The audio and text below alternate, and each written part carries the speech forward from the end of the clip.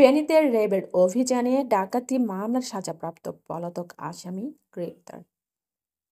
ফেনীর মোহাম্মদ আলী বাজার হতে ডাকাতি মামলায় 10 বছর সাজাপ্রাপ্ত ওয়ারেন্টভুক্ত পলাতক আসামি নুরুল আলম প্রকাশ শিশিরকে দীর্ঘ 21 বছর পর গ্রেপ্তার করে র্যাব ৭ চট্টগ্রামের একটি দল।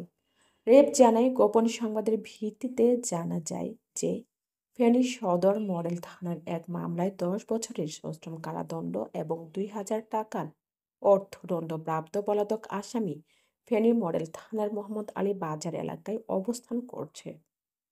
এমন তথ্যের ভিত্তিতে র্যাব ৭ চট্টগ্রামের একটি আভিযানিক দল বুধবার দুপুরে ওই এলাকায় অভিযান পরিচালনা করে আসামি নুরুল আলম প্রকাশ শিশিরকে গ্রেপ্তার করে হেফাজতে নেয় র্যাব। সে ফেনী সদর থানার দক্ষিণ আবুপুর এলাকার আবুল হোসেনের ছেলে। এছাড়াও সে আইন শৃঙ্খলা রক্ষাকারী বাহিনীর নিকট থেকে গ্রেপ্তার এড়াতে দীর্ঘ 21 বছর ফেনী জেলার বিভিন্ন স্থানে আত্মগোপন করে আসছিল।